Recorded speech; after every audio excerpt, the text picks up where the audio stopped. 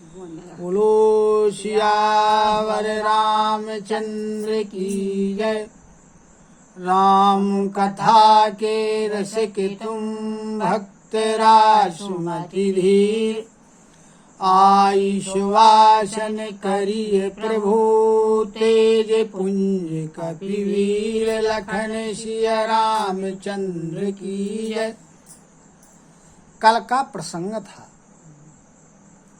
कि भगवान श्री रामचंद्र जी के गुरु वशिष्ठ जी ने अयोध्या निवासियों और जनकपुर निवासियों सभी के पास बोझों में भर भर करके कंदमूल फल भिजवाए। सबने पितरों का पूजन करके, देवताओं का और अतिथियों का पूजन करके, गुरु का पूजन करके और सब लोग फलाहार करने लगे। इस प्रकार 4 दिन बीत जाते हैं। भगवान श्री रामचंद्र जी का दर्शन करके सभी स्त्री पुरुष बड़े प्रसन्न हैं। दोनों समाजों के मन में यह इच्छा है कि बिना श्री सीताराम जी के और वापस लौटना अच्छा नहीं। श्री सीताराम जी के साथ वन में रहना करोड़ों देवताओं के निवास स्थान के समान सुख देने वाला है। श्री लक्ष्मण जी, श्री रामचंद्र जी और जानकी जी को छोड़कर जिसको भी घर अच्छा लगे तो समझ लो कि विधाता उसके विपरीत है। सब सोचते हैं कि देव सबके अनुकूल हों, तभी श्री रामचंद्र जी के पास वन में निवास करने को मिल सकता है। मंदाकिनी का तीनों समय का स्नान, आनंद और मंगलों का रूप श्री रामचंद्र जी का दर्शन और कामदगिरी का दर्शन, वन स्थलियों में घूमना फिरना और अमृत के समान कंदमूल फल फलों का भोजन, इसके साथ 14 वर्ष बड़े सुख से बीत जाएं। सब लोग कहते हैं कि इस सुख के योग्य हम नहीं, हमारे ऐसे भाग्य कहाँ। इस प्रकार सब लोग अपने मन में मनोरथ कर रहे हैं। उनके प्रेम पूर्वक वचन सुनते ही सुनने वालों के मनों को बड़ा अच्छा लगता है। उसी समय सीता जी की माता सुनैना जी ने जो दासियां जनकपुरी के निवास में भेजी थीं, वो वापस आकर के सुनैना जी से उन्होंने कहा कि कौशल्या आदि रानियां फुर्सत में हैं, आपसे मिलने के लिए उनके पास समय है। यह सुनकर के सीता जी की माता जी सुनैना जी और सभी रनिवास कौशल्या आदि से मिलने के लिए जाता है। कौशल्या जी ने आदर पूर्वक सबका सम्मान किया, यथा योग्य समयानुसार उचित आसन बैठने के लिए दिए। दोनों ओर के शील और प्रेम को देख करके और सुन करके कठोर वज्र भी पिघल जाते हैं। सबके शरीर पुलकित और शिथिल हैं, नेत्रों में प्रेम और शोक के आंसू हैं। सब अपने पैरों के नाखूनों से पृथ्वी को कुरेदने लगती हैं और सोचने लगती हैं। उसी समय सीता जी की माता सुनैना जी ने कहा कि जो विधाता की बुद्धि है वो बड़ी टेढ़ी है। जो दूध के फेन जैसी कोमल वस्तु को वज्र की टांकी से फोड़ रहा है। और उन्होंने कहा कि जो अमृत है यह केवल सुनने में आता है, सुनाई पड़ता है कि अमृत भी कुछ होता है, लेकिन जो विष है वो जहां तहां देखा जा सकता है। विधाता की जो सभी करतूतें हैं वो बड़ी भयंकर है। जिस प्रकार कोए, उल्लू, बगले जहां तहां दिखाई देते हैं, किंतु जो हंस होता है वो केवल मान सरोवर में ही दिखाई देता है। अब इसके आगे का प्रसंग। सुनिए सुधा देखे यहीं गरल, सब करे तूती कराल। जहाँ तहाँ कागे उलूक बस, मानस शक्र तुम्हारा लखन सिया रामचंद्र की जय। अमृत देखने में आता है, वो सुनने में आता है, और विष जहां तहां देखने दिखाई देता है। उल्लू कौवे बगुले आदि जहां तहां दिख जाते हैं, लेकिन हंस नहीं दिखता है, वह केवल मानसरोवर में रहता है। जब माता सुनैना जी ने इतना कहा, तब उनकी बात को सुनकर के सुमित्रा जी कहती, माता सुनैना जी बैठी हैं उनके सामने, एक तरफ सुमित्रा जी, एक तरफ कौशल्या जी बैठी हुई हैं, सभी स्त्रियां चारों तरफ बैठी हुई हैं।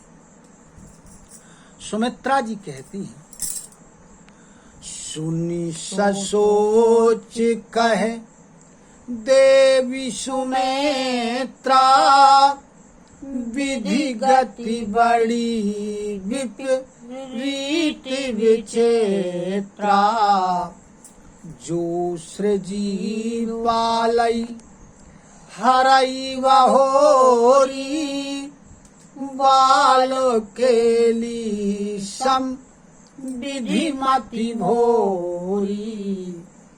जब सुनैना जी की वाणी को सुमित्रा जी ने सुना, तो बड़े शोक के साथ सुमित्रा जी कहती हैं कि जो विधाता की गति है, ये बड़ी विपरीत है और बड़ी विचित्र है। जो क्या करता है कि इस सृष्टि को पैदा करता है, यानी उत्पन्न करता है, इसका पालन करता है, फिर इसको नष्ट कर देता है। जिस प्रकार बालक होते कि वो खेल खेल में मिट्टी आदि के, धूल आदि के खिलौने बनाते हैं और कुछ देर उससे खेलते हैं और खेलने के बाद उनको नष्ट कर देते हैं और चले जाते हैं। इस प्रकार विधाता की बुद्धि कह रही कि बालकों जैसी भोली है, विवेक शून्य है। जब सुमित्रा जी ने इतना कहा, तब कौशल्या जी कहते, कौशल्या कह दोष न काहू, करम विवशो दुख सुख क्षति लाहू, कठिन करम गति जान विधाता, जो शुभ अशुभ सकल फलदाता। कौशल्या जी कहने लगी कि इसमें किसी का दोष नहीं, विधाता का भी कोई दोष नहीं है, इसलिए कि विधाता तो मनुष्य के अच्छे और बुरे किए हुए कर्म का केवल फल देता है।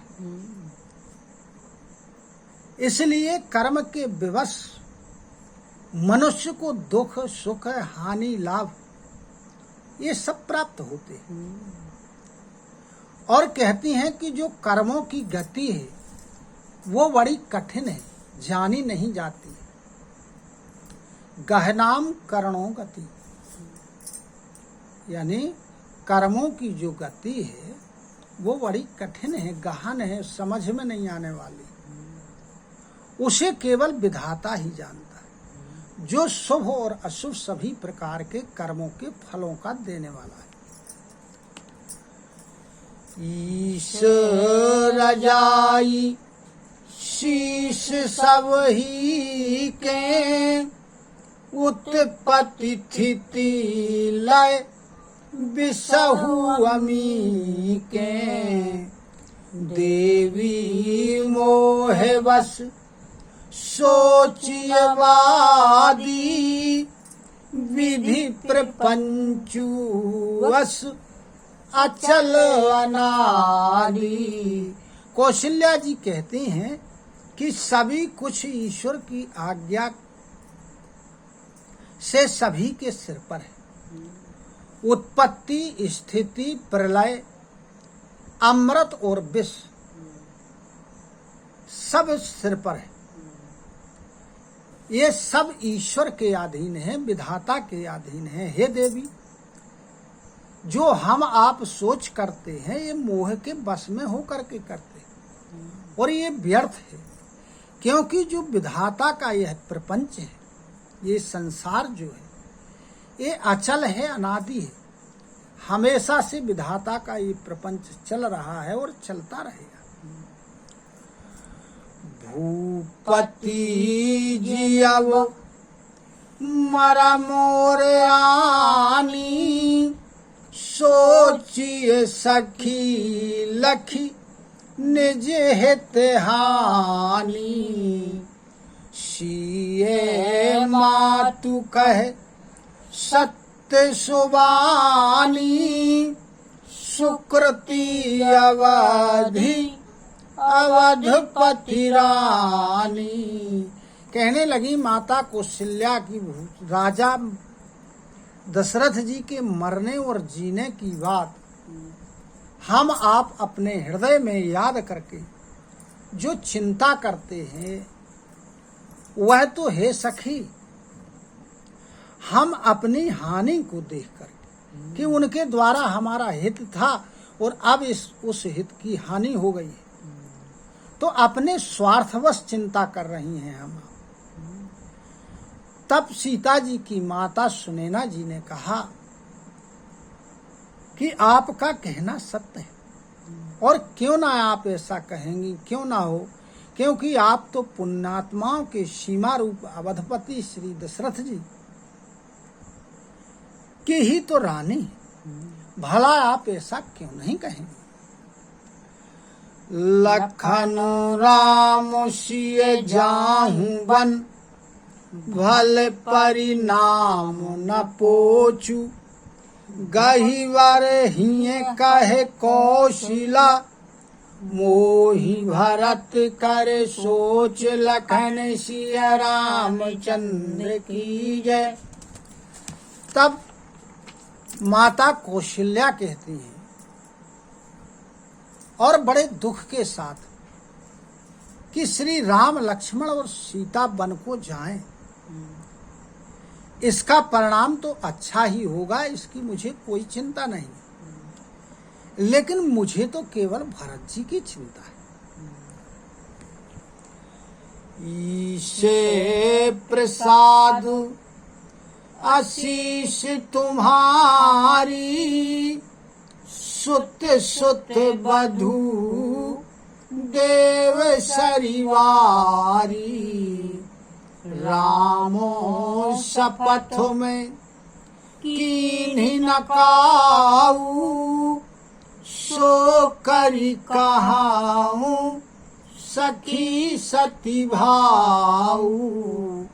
कहने लगी कौशल्या जी की ईश्वर की कृपा से और आपके आशीर्वाद से मेरे चारों पुत्र और चारों पुत्र वधुएं देवसरी यानी गंगा जी के जल के समान पवित्र है, और आज तक मैंने कभी भी श्री रामचंद्र जी की सौगंध नहीं की है, लेकिन आज सौगंध करके कहती हूँ कि हे सखी, भरतो शील गुण विनय बड़ाई, भायप भगति भरोस भलाई। कहत शारदहु कर मति चे, सागर सीप की जाही उलीचे। कहने लगी कि जो भरत जी की शीलता है, उनके गुण हैं, उनकी विनम्रता है, उनका बड़प्पन है और भाईपना है, उनकी भक्ति है और जो भरोसा है, उसका वर्णन करने में तो सरस्वती जी की बुद्धि भी सकचाती है। और क्यों ना सकचाए, क्योंकि कहीं सीप के द्वारा समुद्र उलीचा जा सकता है। जानऊं सदा भरत कुल दीपा, बार बार मोहि कहे ओ महीपा कसे कनकुमणि पारखी पाए पुरुषो परखी यही समय सुभाए। कहने लगी माता कौशल्या जी कि मुझसे राजा ने कहा था, यानी दशरथ जी ने कहा था। क्या कहा था? उन्होंने कहा था कि भरत जी को सदा कुल का दीपक जानना। कहती हैं कि सोना जब कसौटी पर कसा जाता है तब उसकी परख होती है, और मणि जो होती है या रत्न होते हैं, ये जब जौहरी सही मिलता है तो उसकी द्वारा उसको पहचाना जा सकता है। लेकिन कहती हैं कि जो मनुष्य है या पुरुष है उसकी परीक्षा तो समय पड़ने पर उसके स्वभाव से की जाती है, उसके चरित्र को देख करके होती है। अनुचित आजु कहबो असुरा शोक स्नेह सयानप थोरा सुनि सुरे सरिसम पावनी वाणी भई स्नेह विकल सवरानी। कहती हैं माता कौशल्या जी की लेकिन आज मेरा कहना अनुचित होगा, क्योंकि शोक और स्नेह के कारण मेरा जो विवेक है वह कम हो गया। लोग कहेंगे कि स्नेह के कारण माता कौशल्या भरत जी की बड़ाई कर रहे हैं, जब कौशल्या जी की गंगा के समान पवित्र करने वाली वाणी को सुना तो दोनों तरफ का जो रनिवास था, रानियां थी, वो सोच में बड़ी व्याकुल हो गई। क्यों? क्योंकि सबको स्नेह था। कौशल्या कहे धीर धरी सुनहु देवी मिथिलेश को विवेक निधि वल्लभई तुम्हि सकई उपदेश लखन सिया रामचंद्र की जय। तब कौशल्या जी ने धैर्य को धारण किया और धैर्य धारण करते हुए कहने लगी कि हे मिथिलेश, आपको जो आप राजा जनक जी की, क्योंकि राजा जनक जी ज्ञान के भंडार हैं, ऐसे ज्ञान के भंडार राजा जनक जी की आप प्रिय पत्नी हैं, तो आपको कोई क्या उपदेश दे सकता है। सियावर रामचंद्र की जय। कथा विसर्जन होते सुनहु वीर हनुमान जो जन यहाँ से आए हो सोता करो पयान। सोता सब आश्रम गए शंभु गए कैलाश। रामायण मम हृदय में सदा करो तुम वास। लखन सिया रामचंद्र की जय। उमापति महादेव की जय। पवन सुत हनुमान की जय। गुरु गोविंद की जय हो। जय जय सीताराम जय जय राधे श्याम। नमः पार्वती पते हर हर हर महादेव। हरि शरणं हरि शरणं हरि शरणं हरि शरणं हरि शरणं हरि शरणं हरि शरणं हरि